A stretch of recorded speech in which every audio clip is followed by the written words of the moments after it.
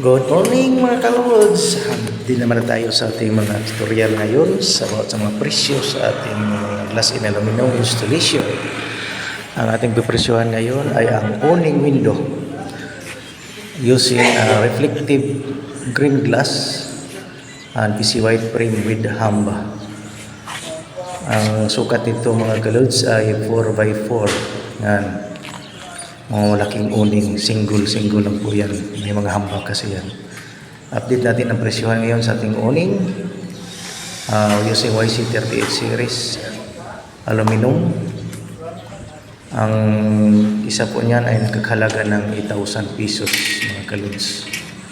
Ilan po ang update natin ngayon sa ating awning window. Maraming salamat. Gusto ko nyo bang mapanood ang iba nating ibang mga tutorial, pwede makisuyo, makiklik ng subscribe button, like and share po. Mag-comment lang po kayo sa comment section kung mayroon kayong ipakukotation. Mag-send lang kayo ng mga measurement ng inyong mga glass window. Any type po of glass window po related sa glass and aluminum works po ang inyong isisend para mabigyan po natin ng quotation po. Maraming salamat at God bless everyone.